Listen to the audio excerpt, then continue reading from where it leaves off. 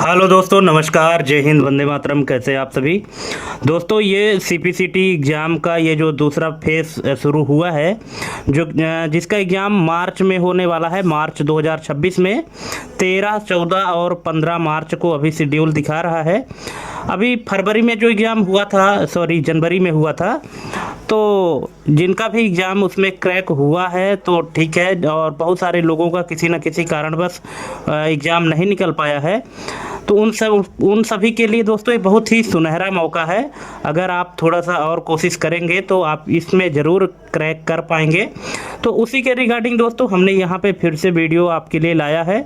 आप हमारी जो पिछली वीडियो है उनको तो आप देखिए ही देखिए, और जो हम नई वीडियो ला रहे हैं उनको भी आप देख लीजिएगा और कंप्लीट तैयारी करके जाइएगा, है ना। क्योंकि हमने अपने पिछले वीडियो में देखा था कि बहुत सारे लोगों का जो एग्ज़ाम क्रैक ना करने का रीज़न था, तो 1 या 2 नंबर से पीछे रह गए हैं। तो ऐसे लोगों के लिए दोस्तों अब देखिए क्या है कि एग्ज़ाम में क्वेश्चन हर बार चेंज होते हैं, है ना। तो आपको पिछली वीडियो भी साथ में लेकर चलनी है, और हम जो अभी वीडियो आपको देंगे उसको भी आपको साथ में लेकर चलना है, और दोनों से तैयारी करनी है। उन सब की लिंक हम अपने इस वीडियो के डिस्क्रिप्शन में भी डाल देंगे, आप यहाँ से भी देख सकते हैं, ठीक है। तो चलिए यहाँ पे हम मार्च के लिए तैयारी अभी से शुरू करते हैं, क्योंकि अगर आप अभी से तैयारी स्टार्ट नहीं करेंगे तो फिर जैसे जैसे एग्ज़ाम नज़दीक आता जाएगा तो फिर ज़्यादा प्रेशर पड़ता जाएगा, ठीक है। तो चलिए दोस्तों शुरू करते हैं। और हमने दोस्तों अपने YouTube चैनल में एक पोस्ट डाला था, जो कि आप स्क्रीन में देख पा रहे हैं, ये ग्रीन कलर के बॉक्स के अंदर है, कि अब आप लोग किस परीक्षा की तैयारी के लिए वीडियो चाहते हैं, कृपया कमेंट करें। कमेंट करने वालों का नाम वीडियो में ज़रूर लिया जाएगा। तो यहाँ पे दोस्तों, यहाँ पे हमारे 3 भाई हैं जिन्होंने कमेंट किया था। यहाँ पे आप पहला नाम देख सकते हैं, विवेक सोनी जी हैं। इन्होंने कमेंट किया था कि MP ITI कोपा की तैयारी करवाइए, और हमने ITI कोपा की भी तैयारी स्टार्ट कर दिया है। अगर आप वो वीडियो नहीं देखे हैं, अगर आप लोग फॉर्म भरे हैं और उसकी वीडियो अगर आप चाहते हैं, तो वो उसकी वीडियो भी हमारे चैनल में अवेलेबल है।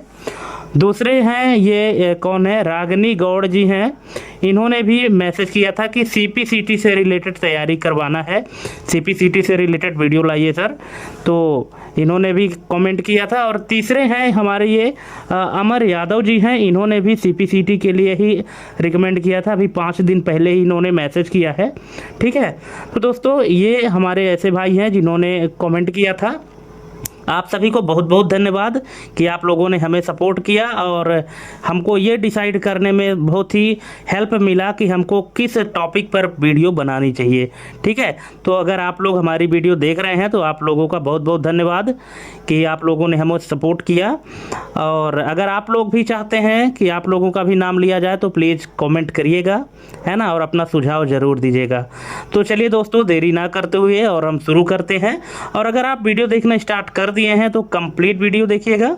यहाँ पे अभी हमने 100 MCQ लाया है, और 100 MCQ में से आपको बताना है कि कितने क्वेश्चन आपके सही हुए, कितने गलत हुए, क्या आपका सुझाव रहेगा, और जो भी दिक्कत होगी आप कमेंट करके पूछ लीजिएगा, ठीक है। तो चलिए शुरू करते हैं। जैसा कि आप स्क्रीन में पहला क्वेश्चन देख रहे हैं, OCR जिसका फुल फॉर्म होता है ऑप्टिकल कैरेक्टर रिकॉग्निशन। OCR का मुख्य कार्य क्या होता है? मार्क्ड बबल्स पढ़ना, मैग्नेटिक इंक पढ़ना, प्रिंटेड टेक्स्ट को डिजिटल टेक्स्ट में बदलना, साउंड रिकॉर्ड करना। तो बताइए कि OCR का जो यहाँ पे मुख्य कार्य होता है वो क्या होता है। आई थिंक यहाँ पे बहुत सारे लोगों का आंसर गलत हो सकता है, अगर आप लोगों ने अच्छी तैयारी नहीं की है तो, ठीक है। क्योंकि क्वेश्चन हम इसी तरह से ला रहे हैं दोस्तों, जिसमें जितने भी ऑप्शन है तो उसमें आपको कंफ्यूज करने वाले ऑप्शन आएंगे। क्योंकि जितने लोगों का एग्ज़ाम नहीं निकल पाया है उनका सिर्फ और सिर्फ यही रीज़न था कि उन्होंने डीप लेवल की तैयारी नहीं की थी। यहाँ पे आपको जितने भी क्वेश्चन देखने हैं तो दोस्तों क्वेश्चन को रटना नहीं है, क्वेश्चन को समझना है ना, उनके कॉन्सेप्ट को समझना है, तब आप एग्ज़ाम जो है तो क्रैक कर पाएंगे। तो चलिए यहाँ पे हम देख लेते हैं इसका करेक्ट आंसर क्या होगा। इसका करेक्ट आंसर हो जाएगा option number C, printed text को डिजिटल टेक्स्ट में बदलना। ऑप्शन नंबर सी इसका करेक्ट आंसर हो जाएगा। दोस्तों आपको बताना चाहूँगा कि पिछली जो वीडियो हम डाले थे उस वीडियो के माध्यम से बहुत सारे लोगों का CPCT एग्ज़ाम क्रैक हुआ है ना। तो अगर आप लोग भी फ्री ऑफ कॉस्ट तैयारी करना चाहते हैं और अच्छा नंबर प्राप्त करना चाहते हैं तो आप लोग भी हमारी वीडियो देख सकते हैं। और अगर वीडियो अच्छी लगे तो चैनल को सब्सक्राइब करना ना भूलें, अपने दोस्तों के बीच में भी शेयर करें। ठीक है, चलिए नेक्स्ट क्वेश्चन है, OMR ऑप्टिकल मार्क रिकॉग्निशन का उपयोग किस में होता है? चेक पढ़ने में, आंसर शीट जांचने में, वीडियो स्कैन करने में या पासवर्ड पहचानने में? तो इसका करेक्ट आंसर हो जाएगा दोस्तों option number B, answer sheet जांचने में। जो आंसर शीट हम चेक करते हैं उसमें यूज होता है OMR का। ठीक है, नेक्स्ट है MICR यानी मैग्नेटिक इंक कैरेक्टर रिकॉग्निशन मुख्यतः कहाँ प्रयोग होता है? ATM receipt, school ID, bank cheque, barcode label? तो ये होता है जो मुख्यतः इसका प्रयोग होता है वो होता है बैंक चेक में। ऑप्शन नंबर सी इसका करेक्ट आंसर हो जाएगा। नेक्स्ट है, कैश मेमोरी का स्थान कहाँ होता है? CPU के पास या अंदर, हार्ड डिस्क के बाहर, मॉनिटर के अंदर या कीबोर्ड के नीचे? तो इसका करेक्ट आंसर हो जाएगा ऑप्शन नंबर ए, CPU के पास या CPU के अंदर होता है कैश मेमोरी का स्थान। ठीक है, अब देखिए यहाँ पे ऑप्शन थोड़ा सा आपको कंफ्यूजिंग वाले थे कि CPU के पास या अंदर कर दें या हार्ड डिस्क के बाहर कर दें, क्योंकि हार्ड डिस्क भी तो कैबिनेट के अंदर ही होता है। ठीक है, तो कहाँ होगा? इसका करेक्ट आंसर है CPU के पास या अंदर। ठीक है, नेक्स्ट है रैम यानी रैंडम एक्सेस मेमोरी की मुख्य विशेषता क्या है? अब यहाँ पे ये 4 विशेषताएं दिए गए हैं, इसमें रैम की विशेषता कौन सी है? पहला है कि परमानेंट स्टोरेज, दूसरा है नॉन वोलाटाइल मेमोरी, तीसरा है वोलाटाइल मेमोरी और चौथा है ऑप्टिकल स्टोरेज। तो इसका करेक्ट आंसर हो जाएगा option number C, volatile memory. RAM जो है तो कैसी है? वोलाटाइल मेमोरी है। ठीक है, वोलाटाइल का मतलब होता है दोस्तों कि ऐसी मेमोरी जिसका पावर ऑफ होते ही डेटा इरेज हो जाए या डिलीट हो जाए, उसको हम वोलाटाइल मेमोरी कहते हैं। नेक्स्ट है रोम यानी रीड ओनली मेमोरी की कौन सी विशेषता सही है? रोम की कौन सी विशेषता सही है?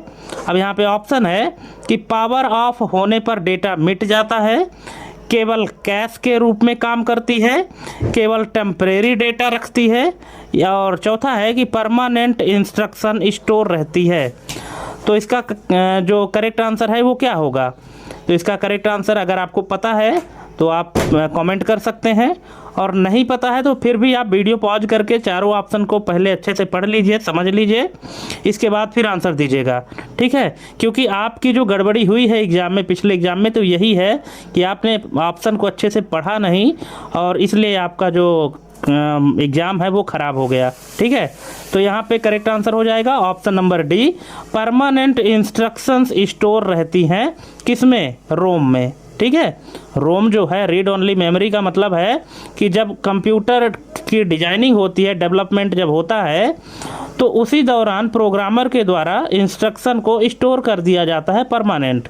ठीक है, और उसमें जो इंस्ट्रक्शन स्टोर रहता है तो उसको सिर्फ रीड कर सकते हैं, उसमें राइट नहीं कर सकते जो यूजर होते हैं। ठीक है, नेक्स्ट है इम्पैक्ट प्रिंटर की पहचान क्या है? इम्पैक्ट प्रिंटर यानी प्रहार आधारित। देखिए हिंदी में जाएंगे तो थोड़ा सा शब्दावली ज़्यादा कठिन है, इसलिए आप इंग्लिश में ही कुछ शब्दों को समझिए। इम्पैक्ट प्रिंटर की पहचान क्या है? तो यहाँ पे ऑप्शन है, पहला कि बिना आवाज़ के प्रिंट करना, दूसरा है कि इंक स्प्रे करना, तीसरा है पेपर को फिजिकली स्ट्राइक करना और चौथा है हीट से प्रिंट करना। तो अब बताइए कि इम्पैक्ट प्रिंटर की पहचान क्या है? तो इसका करेक्ट आंसर हो जाएगा ऑप्शन नंबर सी, पेपर को फिजिकली स्ट्राइक करना। ऑप्शन नंबर सी इसका करेक्ट आंसर हो जाएगा। नेक्स्ट है नॉन इम्पैक्ट प्रिंटर का उदाहरण क्या है? मतलब कौन सा प्रिंटर यहाँ पे है जो कि नॉन इम्पैक्ट प्रिंटर है? ऑप्शन है dot matrix, daisywheel, line printer, inkjet. तो इसका करेक्ट आंसर हो जाएगा option number D, inkjet. Inkjet printer जो है वो नॉन इम्पैक्ट प्रिंटर की कैटेगरी में आता है। नेक्स्ट है स्लीप मोड में कंप्यूटर की स्थिति क्या होती है? जब कंप्यूटर हमारा स्लीप मोड में जाता है तो कंप्यूटर की स्थिति क्या होती है? ऑप्शन है पूरी तरह बंद, दूसरा है रैम में डेटा रखकर लो पावर में, तीसरा है हार्ड डिस्क में डेटा लिखकर बंद, और चौथा है बायोस रीसेट। तो इसका करेक्ट आंसर क्या होगा? इसका करेक्ट आंसर अगर आपको पता है तो कमेंट करिएगा, नहीं पता तो देख लीजिए। इसका करेक्ट आंसर है ऑप्शन नंबर बी, रैम में डेटा रख कर लो पावर में। ठीक है, जो डेटा है आपका वो रैम में रख देता है ना, और पावर जो है, जो पावर कंजम्पशन है तो वो लो हो जाती है। ठीक है, चलिए नेक्स्ट है, हाइबरनेट मोड में डेटा कहाँ स्टोर होता है? कैश में, रजिस्टर में, हार्ड डिस्क में या रोम में? तो ये होता है दोस्तों हार्ड डिस्क में। ऑप्शन नंबर सी इसका करेक्ट आंसर हो जाएगा। नेक्स्ट है, कोल्ड बूट किसे कहते हैं? सबको पता होगा कोल्ड बूट किसे कहते हैं? बिल्कुल, इसका करेक्ट आंसर है option number C, power off से सिस्टम स्टार्ट करना। अगर आपका कंप्यूटर अभी बंद अवस्था में है, उसका पावर ऑफ है, तो अगर आप कंप्यूटर को पहली बार ऑन कर रहे हैं, पावर ऑन कर रहे हैं, तो वो जो बूटिंग होती है उसको कोल्ड बूटिंग कहते हैं। ठीक है, चलिए नेक्स्ट क्वेश्चन है, वार्म बूटिंग का उदाहरण क्या है? यानी वार्म बूट का उदाहरण क्या है? तो वार्म बूट क्या होता है? ये होता है option number B, restart command देना। अगर आपका कंप्यूटर ऑन है और ऑन की स्थिति में मान लीजिए कि आप अपना कंप्यूटर रिस्टार्ट कर देते हैं, तो उस समय जो बूटिंग प्रोसेस होती है उसको वार्म बूटिंग कहते हैं। ठीक है, इसका ऑप्शन नंबर बी इसका करेक्ट आंसर है। नेक्स्ट है, मल्टीटास्किंग का अर्थ क्या है? तो इसका अर्थ है दोस्तों, यहाँ पे 4 ऑप्शन दिए गए हैं। अब आपके हिसाब से इसका करेक्ट आंसर क्या होना चाहिए? दोस्तों ऑप्शन बहुत ही कंफ्यूजिंग वाले हैं। मैं चाहता हूँ कि आप वीडियो पॉज करके और चारों ऑप्शन पढ़ लीजिए, इसके बाद ही करेक्ट आंसर यहाँ पे करिएगा। ठीक है, तो यहाँ पे ऑप्शन है कि मल्टीपल प्रोग्राम एक साथ चलाना, multiple user login, multiple CPU का उपयोग या मल्टीपल नेटवर्क्स जोड़ना। तो मल्टीटास्किंग का अर्थ है option number A, multiple programs एक साथ चलाना। ठीक है, मल्टीपल प्रोग्राम्स एक साथ चलाना ही मल्टीटास्किंग का अर्थ है। मल्टी यानी कई, टास्क यानी कार्य, यानी कई कार्य या कई प्रोग्राम को एक साथ चलाना मल्टीटास्किंग कहलाता है। नेक्स्ट है, मल्टी प्रोसेसिंग। मल्टी प्रोसेसिंग का क्या होता है? यानी मल्टी प्रोसेसिंग का अर्थ क्या है या मल्टी प्रोसेसिंग होता क्या है? तो ऑप्शन है कि एक सीपीयू कई टास्क करता है, दूसरा है कि कई सीपीयू मिलकर टास्क करते हैं, तीसरा है कई यूजर लॉगिन करते हैं, और चौथा है कई फाइल्स ओपन होती हैं। तो इसका करेक्ट आंसर क्या होगा? इसका करेक्ट आंसर हो जाएगा ऑप्शन नंबर बी, कई सीपीयू मिलकर टास्क करते हैं तब उसको मल्टी प्रोसेसिंग कहते हैं। ठीक है, ऑप्शन नंबर बी इसका करेक्ट आंसर हो जाएगा। मल्टीटास्किंग और मल्टी प्रोसेसिंग में दोस्तों आपको कंफ्यूज नहीं होना है। अगर आपको ऐसा लगे कि आप कंफ्यूज हो रहे हैं तो वीडियो थोड़ा सा पीछे ले जाइए और फिर से दोनों का कॉन्सेप्ट समझ लीजिएगा। नेक्स्ट है, फाइल क्या होती है? फाइल क्या है आपके हिसाब से? ऑप्शन है हार्डवेयर कंपोनेंट है, प्रोग्राम आइकन है, डेटा का ऑर्गेनाइज्ड कलेक्शन है या फोल्डर का शॉर्टकट है। क्या है फाइल? तो फाइल है ऑप्शन नंबर सी, डेटा का ऑर्गेनाइज्ड कलेक्शन। जब डेटा को ऑर्गेनाइज कर दिया जाता है ना, तो उसी कलेक्शन को हम फाइल कहते हैं। नेक्स्ट है, फोल्डर का मुख्य कार्य क्या है? तो दोस्तों फोल्डर का मुख्य कार्य है ऑप्शन नंबर बी, फाइल्स को ऑर्गेनाइज करना, यानी फाइल को संगठित करना। ये फोल्डर का काम होता है। फोल्डर जो है तो एक कंटेनर का काम करता है जो डिफरेंट टाइप्स के फाइल और सब फोल्डर को कंटेन करके रखता है। नेक्स्ट है, शॉर्टकट का मुख्य उद्देश्य क्या है? ओरिजिनल फाइल को हटाना, प्रोग्राम को डिलीट करना, स्टोरेज बढ़ाना या फास्ट एक्सेस देना। तो इसका करेक्ट आंसर हो जाएगा option number D, fast access देना। नेक्स्ट है, रजिस्टर मेमोरी कहाँ स्थित होती है? रजिस्टर मेमोरी कहाँ स्थित होती है? ऑप्शन है हार्ड डिस्क में, रैम के बाहर, सीपीयू के अंदर या मॉनिटर में। तो ये होती है दोस्तों सीपीयू के अंदर। ऑप्शन नंबर सी इसका करेक्ट आंसर हो जाएगा। रजिस्टर मेमोरी जो है तो सीपीयू के अंदर होती है। ठीक है। नेक्स्ट है कैश मेमोरी किसके बीच में बफर का काम करती है? रैम और हार्ड डिस्क, सीपीयू और रैम, कीबोर्ड और मॉनिटर, रोम और एसएसडी। तो इसका करेक्ट आंसर है ऑप्शन नंबर बी, सीपीयू और रैम के बीच में बफर के रूप में काम करती है कौन? Cache memory. नेक्स्ट है वायरस की मुख्य विशेषता क्या है? ऑप्शन है कि खुद नहीं फैलता, दूसरा है कि नेटवर्क केवल काट देता है, तीसरा है केवल रैम में रहता है, और चौथा है होस्ट फाइल से जुड़कर फैलता है। तो वायरस की विशेषता है दोस्तों option number D, host file से जुड़कर फैलता है, ये इसकी विशेषता है। नेक्स्ट है वार्म मालवेयर की पहचान क्या है? जो वार्म मालवेयर है इसकी पहचान क्या है? ऑप्शन है होस्ट फाइल की ज़रूरत होती है, दूसरा है खुद से रेप्लिकेट होता है, तीसरा है कि केवल यूएसबी से फैलता है, और चौथा है केवल ईमेल में रहता है। तो वार्म मालवेयर की पहचान है ऑप्शन नंबर बी, खुद से रेप्लिकेट होता है। ऑप्शन नंबर बी इसका करेक्ट आंसर हो जाएगा। दोस्तों ध्यान से देखिएगा प्रश्नों को, है ना, और लास्ट में हमको कमेंट करके ज़रूर बताइएगा कि अब आपके टोटल कितने नंबर सही हुए, कितने गलत हुए 100 में से। अगर आप वीडियो देखना स्टार्ट कर दिए हैं तो कंप्लीट देखिएगा और बिना स्किप किए देखिएगा, ठीक है, क्योंकि इस लेवल के क्वेश्चन आपको पूरे यूट्यूब में कहीं भी नहीं मिलने वाले हैं, ठीक है। इसलिए आप ध्यान से देखिएगा ताकि इस बार आपका एग्ज़ाम निकल ही जाए जिनका नहीं निकला हुआ है, और कुछ ऐसे भी लोग होंगे जो पहली बार फॉर्म भरे होंगे, ठीक है, तो उन सब के लिए, क्योंकि एग्ज़ाम का लेवल धीरे धीरे बहुत टफ करता जा रहा है। नेक्स्ट है ट्रोजन किस प्रकार का मालवेयर है? Self replicating, hardware destroyer, legitimate software जैसा दिखने वाला, या नेटवर्क ब्लॉकर? तो ये है लेजिटिमेट सॉफ्टवेयर जैसा दिखने वाला, ऑप्शन नंबर सी इसका करेक्ट आंसर हो जाएगा।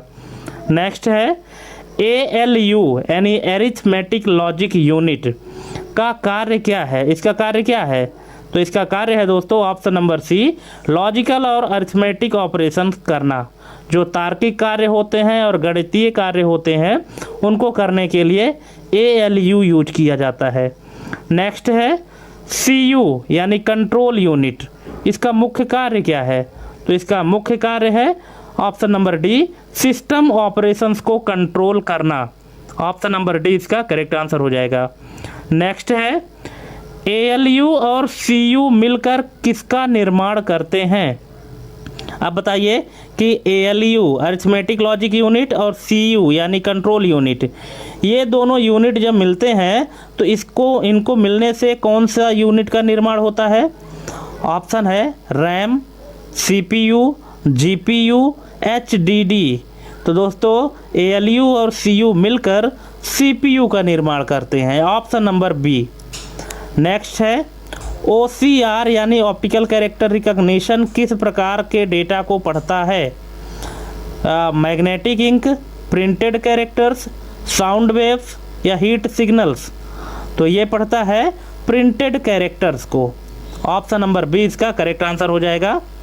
नेक्स्ट है OMR का उपयोग किस कार्य में किया जाता है? तो ये किया जाता है मार्क्ड आंसर्स पढ़ना, ऑप्शन नंबर सी। नेक्स्ट है MICR में कौन सी तकनीक प्रयोग होती है? MICR में कौन सी तकनीक प्रयोग होती है? Optical ink, magnetic ink, thermal ink, या लेजर इंक? तो दोस्तों जैसा कि इसका नाम ही है कि मैग्नेटिक इंक कैरेक्टर रिकॉग्निशन, तो जाहिर सी बात है कि इसमें कौन सी तकनीक प्रयोग होगी? बिल्कुल इसका करेक्ट आंसर है magnetic ink, option number B. क्योंकि देखिए क्वेश्चन किसी भी तरह से घुमा फिरा के पूछ सकता है ना। अब यहाँ तो हमने इसका MICR का फुल फॉर्म भी लिख दिया है, पर मान लीजिए कि फुल फॉर्म ना लिखा होता और जिसको इसका फुल फॉर्म भी नहीं पता है तो उसके लिए तो फिर ये क्वेश्चन ज़्यादा टफ था, ठीक है। इसलिए आपको बड़े ही ध्यान से सभी क्वेश्चन को देखना है और समझना है। नेक्स्ट है कैश मेमोरी का एक्सेस टाइम कैसा होता है? रैम से धीमा, हार्ड डिस्क जैसा, रैम से तेज, या रोम से धीमा? तो ये होता है रैम से तेज, ऑप्शन नंबर सी। नेक्स्ट है रोम में स्टोर्ड डेटा कब बदलता है? ऑप्शन है नॉर्मली नहीं बदलता, दूसरा है पावर ऑफ पर, तीसरा है हर रीस्टार्ट पर, और चौथा है स्लीप मोड में। तो बताइए कि रोम का डेटा, स्टोर डेटा कब बदलता है? तो इसका आंसर है ऑप्शन नंबर ए, नॉर्मली नहीं बदलता है। ठीक है, अगर कोई नॉर्मल यूजर चाहे कि हम रोम का डेटा चेंज कर ले तो वो ऐसा नहीं कर पाएगा। ठीक है, यूजर नहीं कर पाएगा, हाँ प्रोग्रामर ज़रूर कर लेगा। ठीक है, नेक्स्ट है रैम का मुख्य उपयोग क्या है? तो इसका मुख्य उपयोग है टेम्परेरी वर्किंग स्टोरेज। ठीक है, जो टेम्परेरी हम टास्क करते हैं, टेम्परेरी वर्क करते हैं, तो उसको स्टोर करने के लिए रैम का यूज किया जाता है। ठीक है, नेक्स्ट है डॉट मैट्रिक्स प्रिंटर किस प्रकार का प्रिंटर है? नॉन इम्पैक्ट है, लेजर है, इम्पैक्ट है या थर्मल है? तो ये है दोस्तों impact printer, option number C. जो डॉट मैट्रिक्स है ये इम्पैक्ट प्रिंटर की कैटेगरी में आता है। नेक्स्ट है लेजर प्रिंटर किस कैटेगरी में आता है? तो लेजर आता है non impact printer, option number B. Next है स्लीप मोड से सिस्टम वापस आने पर क्या होता है? डेटा डिलीट हो जाता है, बायोस रीसेट होता है, प्रोग्राम वहीं से रिज्यूम होते हैं या हार्ड डिस्क फॉर्मेट होती है? तो इसका करेक्ट आंसर है प्रोग्राम्स वहीं से रिज्यूम होते हैं। ठीक है, ऑप्शन नंबर सी इसका करेक्ट आंसर हो जाएगा। नेक्स्ट है हाइबरनेट मोड का मुख्य लाभ क्या है? तो इसका मुख्य लाभ है ऑप्शन नंबर सी, सिस्टम पूरी तरह बंद होकर भी स्टेट सेव रहती है। ऑप्शन नंबर सी इसका करेक्ट आंसर हो जाएगा। नेक्स्ट है वार्म बूट किसे कहा जाता है? तो इसका करेक्ट आंसर है ऑप्शन नंबर बी, सिस्टम को रिस्टार्ट करना। ठीक है दोस्तों, यहाँ पे आप लोगों को लगता होगा कि कुछ क्वेश्चन रिपीट हो रहे हैं, तो मैं ये क्वेश्चन जानबूझ के रिपीट कर रहा हूँ। ठीक है, ताकि ये तो पता चल सके कि अगर वही क्वेश्चन आपसे दोबारा पूछ लिया जाए तो क्या उसका करेक्ट आंसर आपको पता है, याद है या नहीं है। ठीक है, इसलिए कुछ क्वेश्चन को हमने यहाँ पे जानबूझ के रिपीट किया है। नेक्स्ट है कोल्ड बूट का दूसरा नाम क्या है? Soft boot, warm restart, hard boot, quick boot. तो दोस्तों कोल्ड बूट का दूसरा नाम क्या है? अगर आपको पता है तो कमेंट करिएगा, और नहीं पता तो देख लीजिए, इसका करेक्ट आंसर है हार्ड बूट। कोल्ड बूट का जो दूसरा नाम है उसका नाम है hard boot, option number C. Next है मल्टीटास्किंग का उदाहरण क्या है? तो ये उदाहरण है ऑप्शन नंबर ए, एक ही समय में वर्ड और ब्राउज़र चलाना। यानी कहने का मतलब है कि एक ही समय में एक से अधिक एप्लीकेशन को चलाना जो है तो मल्टीटास्किंग का उदाहरण है। जैसे यहाँ पे MS वर्ड भी एक एप्लीकेशन सॉफ्टवेयर है, ब्राउज़र भी एक एप्लीकेशन सॉफ्टवेयर है, और इन दोनों को एक ही समय पे चलाना मल्टीटास्किंग है। नेक्स्ट है मल्टी प्रोसेसिंग में सिस्टम कैसा होता है? Single CPU system, multi CPU system, single user system या बिना OS वाला सिस्टम? तो ये होता है दोस्तों multi CPU system, option number B. जो मल्टी प्रोसेसिंग होता है तो उसमें जो CPU होता है वो कैसा सिस्टम होता है? मल्टी CPU होता है, यानी एक से अधिक CPU वाला सिस्टम होता है। नेक्स्ट है फाइल का एक्सटेंशन किसे दर्शाता है? फाइल का साइज, फाइल का लोकेशन, फाइल का टाइप या फाइल का पासवर्ड? तो ये दर्शाता है फाइल का type, option number C. Next है फोल्डर के अंदर क्या स्टोर होता है? तो फोल्डर के अंदर क्या स्टोर होता है? आप लोगों ने तो स्टोर किया होगा। फोल्डर के अंदर फाइल्स और सब फोल्डर्स स्टोर होते हैं, ऑप्शन नंबर सी। नेक्स्ट है शॉर्टकट डिलीट करने पर क्या होता है? तो ये होता है दोस्तों कि केवल शॉर्टकट हटता है, ऑप्शन नंबर सी। अगर आप शॉर्टकट डिलीट करते हैं तो सिर्फ शॉर्टकट हटता है। ठीक है, ऑप्शन नंबर सी इसका करेक्ट आंसर हो जाएगा। नेक्स्ट है रजिस्टर मेमोरी का आकार कैसा होता है? बहुत बड़ा, बहुत छोटा और तेज, हार्ड डिस्क जितना या कैश से बड़ा? तो ये होता है बहुत छोटा और तेज। ठीक है, जो रजिस्टर मेमोरी का आकार है, उसकी जो साइज है, तो ये बहुत छोटा होता है लेकिन तेज होता है, ऑप्शन नंबर बी। नेक्स्ट है कैश मेमोरी का प्रकार क्या है? कैश मेमोरी का प्रकार क्या है? ऑप्शन है secondary memory, optical memory, primary memory या वर्चुअल मेमोरी? अब बताइए कैश मेमोरी किस प्रकार की मेमोरी है।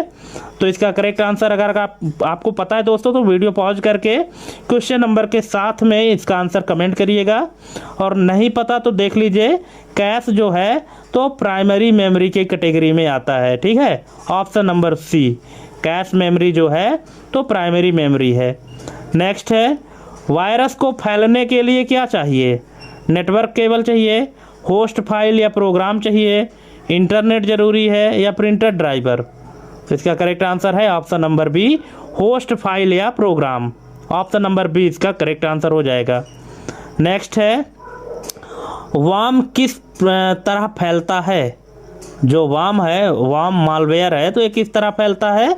तो ये फैलता है सेल्फ रेप्लिकेशन के द्वारा। Option number D. नेक्स्ट है, ट्रोजन का मुख्य उद्देश्य क्या होता है? तो इसका मुख्य उद्देश्य है ऑप्शन नंबर ए, सिस्टम में छिपकर नुकसान पहुंचाना।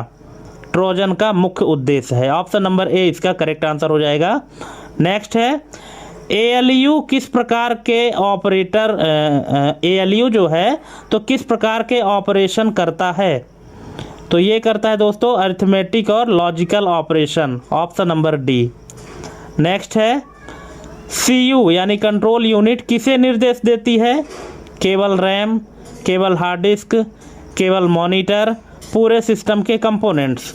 तो सीयू जो है तो निर्देश देती है पूरे सिस्टम के कंपोनेंट्स को। Option number D. नेक्स्ट है, सीपीयू का मुख्य भाग कौन से होते हैं? रैम और रोम, एएलयू और सीयू, माउस और कीबोर्ड, मॉनिटर और प्रिंटर? तो ये होता है दोस्तों ऑप्शन नंबर बी, एएलयू और सीयू। नेक्स्ट है, ओसीआर तकनीक किसे पहचानती है? Magnetic marks, printed characters, audio signals, heat patterns? तो ये पहचानती है प्रिंटेड कैरेक्टर्स को। Option number B. नेक्स्ट है, ओएमआर में क्या पढ़ा जाता है? तो ये पढ़ा जाता है field marks. Option number D. Field marks को, जो मार्क्स फिल रहते हैं उनको पढ़ा जाता है ओएमआर में, ओएमआर के माध्यम से। नेक्स्ट है, एमआईसीआर किस डिवाइस से अधिक उपयोग होता है? यानी एमआईसीआर किस डिवाइस में अधिक उपयोग होता है? तो ये होता है bank cheque reader. Option number B. Next है, कैश मेमोरी का आकार सामान्यतः कैसा होता है? तो इसका करेक्ट आंसर है रैम से छोटा। Option number C. जो कैश मेमोरी है तो इसका आकार सामान्यतः रैम से छोटा होता है। नेक्स्ट है, रैम में डेटा कब तक रहता है? हमेशा, पावर ऑफ तक, बायोस रीसेट तक या प्रिंटर चालू रहने तक? तो इसका करेक्ट आंसर है पावर ऑफ तक। जब तक पावर ऑन है तब तक रैम में डेटा रहेगा, जैसे ही पावर ऑफ हुआ वैसे ही डेटा उसका डिलीट हो जाता है। नेक्स्ट है, रोम में कौन सा डेटा रहता है? Temporary files, user documents, boot instruction या वीडियो फाइल्स? तो ये होता है दोस्तों boot instructions. Option number C. जो बूटिंग के लिए जो इंस्ट्रक्शन होते हैं तो ये इंस्ट्रक्शन कहाँ स्टोर होते हैं? रोम मेमोरी में स्टोर होते हैं। Option number C. नेक्स्ट है, इम्पैक्ट प्रिंटर में प्रिंटिंग कैसी होती है? लेजर बीम से, हीट से, इंक स्प्रे से या रिबन पर स्ट्राइक करके? तो इसका करेक्ट आंसर है रिबन पर स्ट्राइक करके। ऑप्शन नंबर डी इसका करेक्ट आंसर हो जाएगा। नेक्स्ट है, नॉन इम्पैक्ट प्रिंटर में कौन सी तकनीक प्रयोग होती है? मैकेनिकल स्ट्राइक, इंक स्प्रे या लेजर, मेटल हैमर या रिबन इम्पैक्ट? तो इसका करेक्ट आंसर है option number B, ink spray या laser. Option number B. Next है, स्लीप मोड में कौन सा कंपोनेंट एक्टिव रहता है? Hard disk, CPU full speed, RAM या बायोस? तो इसका करेक्ट आंसर है RAM. Option number C. Sleep mode में जो रैम है तो चाहे कंप्यूटर स्लीप मोड में ही क्यों ना चला जाए, लेकिन रैम जो है उस समय भी एक्टिव रहता है। क्यों? क्योंकि रैम में टेम्परेरी रूप से डेटा स्टोर रहता है। नेक्स्ट है, हाइबरनेट मोड में पावर की स्थिति क्या होती है? Full power, medium power, low power, almost zero power. तो इसका करेक्ट आंसर है almost zero power, option number D. Next है कोल्ड बूट के समय क्या होता है? कोल्ड बूट के समय क्या होता है? पावर ऑफ से स्टार्ट होता है, सिस्टम स्लीप से जागता है, केवल रीस्टार्ट होता है, या बायोस स्किप होता है। ठीक है, तो इसका करेक्ट आंसर क्या होगा? बिल्कुल इसका करेक्ट आंसर है ऑप्शन नंबर ए, पावर ऑफ से स्टार्ट होना कोल्ड बूट कहलाता है। नेक्स्ट है वार्म बूट में कौन सा एक्शन होता है? तो ये होता है रीस्टार्ट कमांड देना, ऑप्शन नंबर सी। नेक्स्ट है मल्टीटास्किंग का अर्थ क्या है? तो इसका अर्थ है option number C, multiple programs simultaneously, यानी एक साथ कई सारे प्रोग्राम को रन करना मल्टीटास्किंग है। नेक्स्ट है मल्टी प्रोसेसिंग में मुख्यतः क्या बढ़ता है? स्क्रीन की साइज, सीपीयू की संख्या, रैम का रंग, या प्रिंटर स्पीड। तो मल्टी प्रोसेसिंग में बढ़ता है दोस्तों सीपीयू की संख्या, ऑप्शन नंबर बी इसका करेक्ट आंसर हो जाएगा। नेक्स्ट है फाइल और फोल्डर में क्या अंतर है? तो इसका करेक्ट आंसर है फाइल डेटा रखती है और फोल्डर फाइल रखता है। ठीक है, ऑप्शन नंबर ए इसका करेक्ट आंसर हो जाएगा। नेक्स्ट है शॉर्टकट आइकन पर डबल क्लिक करने से क्या होता है? तो इसका करेक्ट आंसर है कि ओरिजिनल फाइल ओपन हो जाती है, ऑप्शन नंबर बी इसका करेक्ट आंसर हो जाएगा। नेक्स्ट है रजिस्टर मेमोरी का मुख्य उपयोग क्या है? तो ये है temporary data for CPU operation. ठीक है, जो सीपीयू के ऑपरेशन के लिए टेम्परेरी डेटा चाहिए होता है वो कहाँ स्टोर होता है? रजिस्टर में स्टोर होता है। नेक्स्ट है कैश मेमोरी किसे स्टोर करती है? Rarely use data, virus files, deleted files, या फ्रीक्वेंटली यूज्ड डेटा। तो ये स्टोर करती है frequently used data, option number D. Next है वायरस किस प्रकार का मालवेयर है? सेल्फ रेप्लिकेटिंग, बिना होस्ट फाइल से जुड़कर फैलने वाला, केवल हार्डवेयर में रहने वाला, या केवल नेटवर्क में रहने वाला। तो इसका करेक्ट आंसर है होस्ट फाइल से जुड़कर फैलने वाला जो वायरस है। तो ये किस प्रकार का मालवेयर है? होस्ट फाइल से जुड़कर फैलने वाला है। नेक्स्ट है वार्म और वायरस में मुख्य अंतर क्या है? वार्म और वायरस में मुख्य अंतर क्या है? ऑप्शन है वार्म होस्ट फाइल चाहता है, और दूसरा है वायरस होस्ट फाइल नहीं चाहता, तीसरा है वार्म सेल्फ रेप्लिकेट करता है बिना होस्ट के, और चौथा ऑप्शन है कि दोनों एक जैसे होते हैं। तो इसका करेक्ट आंसर क्या होगा? क्या आपको वार्म और वायरस में अंतर पता है? अगर पता है तो आप इसका आंसर कमेंट कर सकते हैं। ठीक है, तो इसका करेक्ट आंसर हो जाएगा ऑप्शन नंबर सी, वार्म जो है तो सेल्फ रेप्लिकेट करता है बिना होस्ट के, ऑप्शन नंबर सी। नेक्स्ट है ट्रोजन को किस नाम से भी जाना जाता है? अब देखिए ट्रोजन का दूसरा नाम भी है, तो इसका दूसरा नाम क्या है? इसका दूसरा नाम है fake legitimate software, option number B. ठीक है, फेक लेजिटिमेट सॉफ्टवेयर। नेक्स्ट है ALU का संबंध किससे है? ALU का संबंध किससे है? ऑप्शन है input device, output device, calculation, networking. तो इसका जो संबंध है वो है कैलकुलेशन से, ऑप्शन नंबर सी। नेक्स्ट है CU का कार्य क्या है? तो इसका कार्य है सभी कंपोनेंट्स को निर्देश देना, ऑप्शन नंबर सी।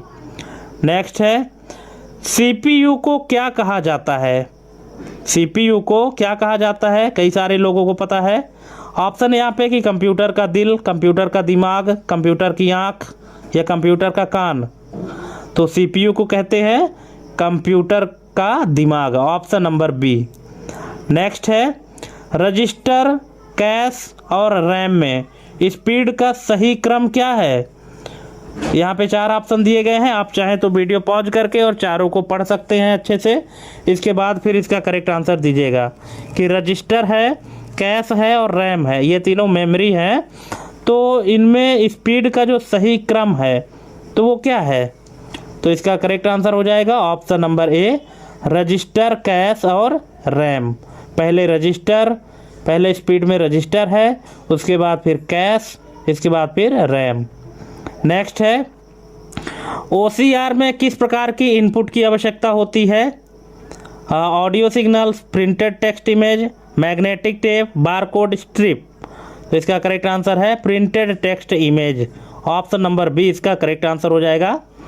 नेक्स्ट है OMR सीट पर किस प्रकार के मार्क्स पढ़े जाते हैं? तो ये पढ़े जाते हैं फील्ड सर्कल्स या marks. Option number C. Next है MICR का मुख्य लाभ क्या है? Colour recognition, high security reading, sound recognition या इमेज कंप्रेशन। तो इसका करेक्ट आंसर है high security reading. Option number B इसका करेक्ट आंसर हो जाएगा। नेक्स्ट है कैश मेमोरी किसके सबसे निकट होती है? हार्ड डिस्क के, मदरबोर्ड एज, CPU या मॉनिटर।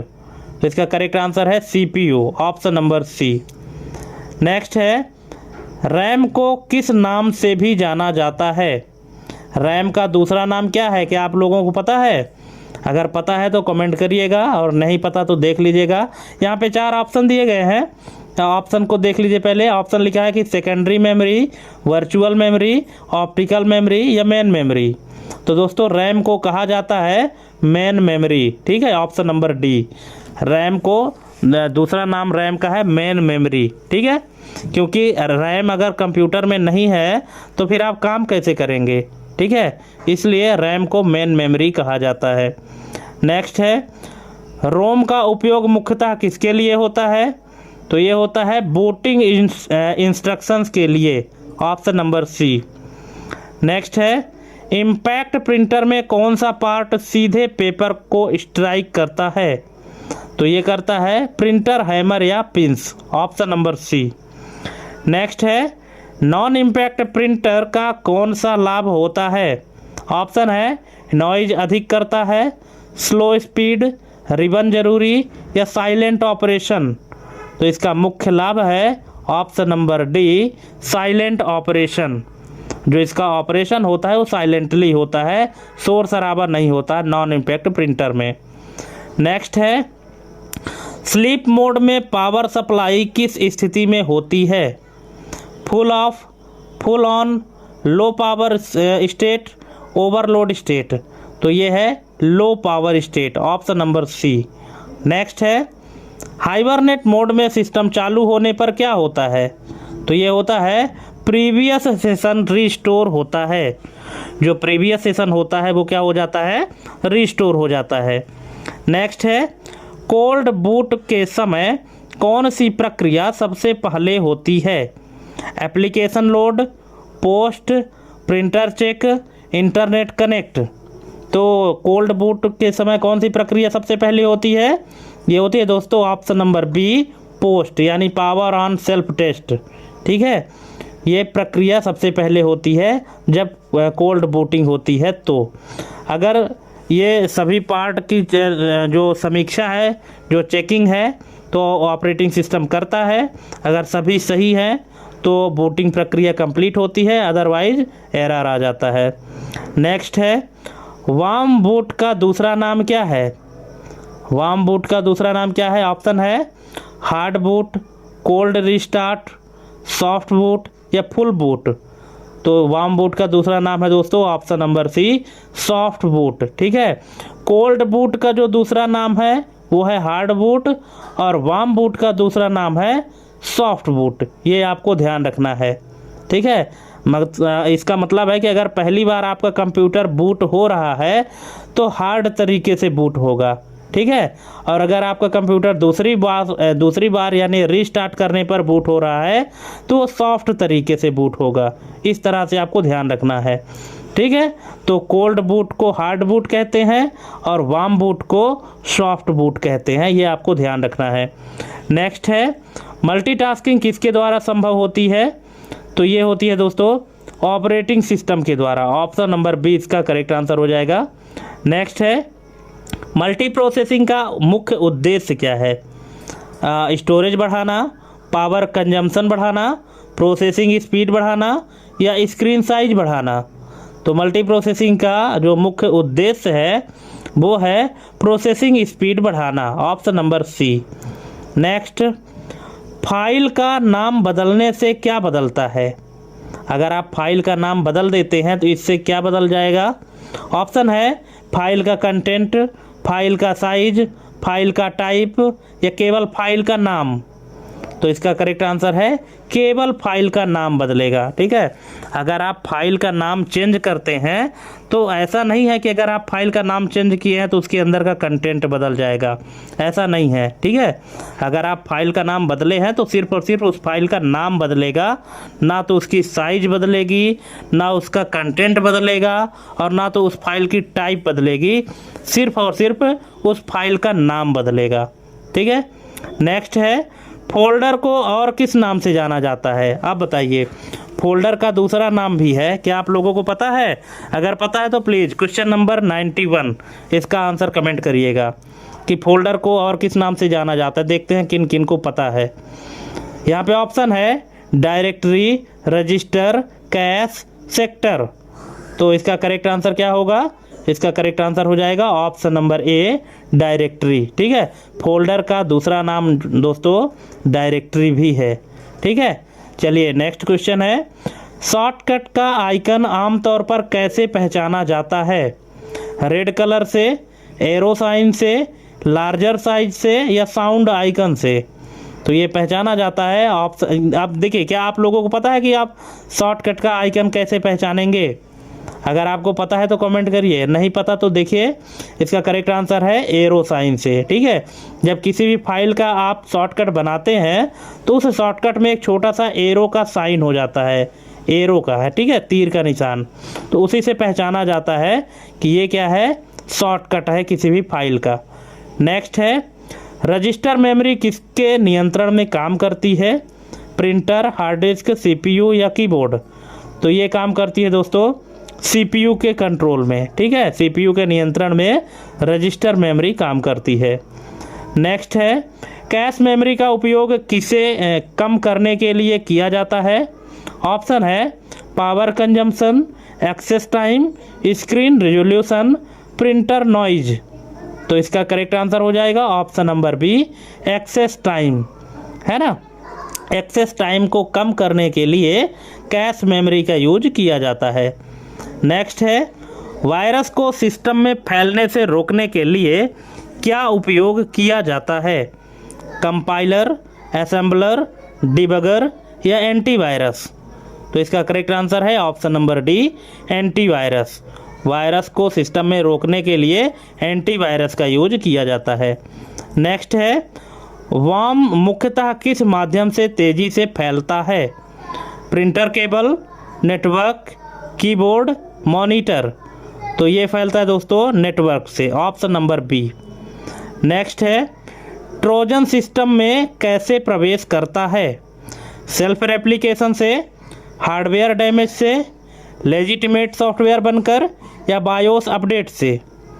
तो ये प्रवेश करता है दोस्तों option number C, legitimate software बनकर। ठीक है, ऑप्शन नंबर सी इसका करेक्ट आंसर हो जाएगा। नेक्स्ट है, ALU किस प्रकार के ऑपरेशन नहीं करता? Addition, comparison, logical and, file storage? तो अब बताइए कि जो ALU है, अरिथमेटिक लॉजिक यूनिट, तो कौन सा ऑपरेशन नहीं करता है? तो इसका करेक्ट आंसर है ऑप्शन नंबर डी। ठीक है, क्योंकि ऑपरेशन जो है तो ये मैथमेटिकल या लॉजिकल ऑपरेशन की बात कर रहा है, तो यहाँ पे एडिशन जो है तो मैथमेटिकल ऑपरेशन है, कंपैरिजन भी है, लॉजिकल एंड भी एक ऑपरेशन है। ठीक है, लेकिन फाइल स्टोरेज जो है तो ना तो अरिथमेटिक ऑपरेशन है और ना तो लॉजिकल ऑपरेशन है। ठीक है, ये फाइल स्टोरेज एक्चुअली क्या है, फाइल मैनेजमेंट से रिलेटेड टास्क है, इसलिए ये काम जो है तो ALU नहीं करता है इसको, बल्कि ऑपरेटिंग सिस्टम का फाइल एक्सप्लोरर करता है। नेक्स्ट है, CU यानी कंट्रोल यूनिट किसके साथ मिलकर CPU बनाती है? रैम, रोम, ALU या कैश? तो इसका करेक्ट आंसर है ऑप्शन नंबर सी, ALU। ठीक है, जो कंट्रोल यूनिट है तो ALU के साथ मिल करके CPU बनाती है, ऑप्शन नंबर सी। नेक्स्ट और लास्ट क्वेश्चन है, CPU का मुख्य कार्य क्या है? तो इसका मुख्य कार्य है ऑप्शन नंबर डी, इंस्ट्रक्शंस को प्रोसेस करना। ठीक है, इंस्ट्रक्शन को प्रोसेस करना सीपीयू का मुख्य कार्य है। ठीक है, तो दोस्तों इस तरह से टोटल 100 MCQ यहाँ पे हमने कंप्लीट कराया है आपको। आप अपना फीडबैक ज़रूर दीजिएगा कमेंट करके कि हमारी ये वीडियो आपको कैसी लगी, और अगर आपको कहीं कोई कमी नज़र आई हो या कि अगर आप और कुछ और एडवांस लेवल के क्वेश्चन चाहते हैं तो भी आप कमेंट करके ज़रूर बताइएगा। आपके सुझाव का हमेशा स्वागत है हमारे YouTube channel office no problem में। ठीक है, तो दोस्तों थैंक्स फॉर वाचिंग।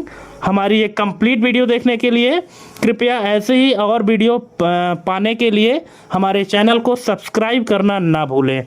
ठीक है, तो आज के लिए बस इतना ही। मिलते हैं अपने अगले वीडियो में एक नई जानकारी और एक नए टॉपिक के साथ। तब तक के लिए जय हिंद, वंदे मातरम।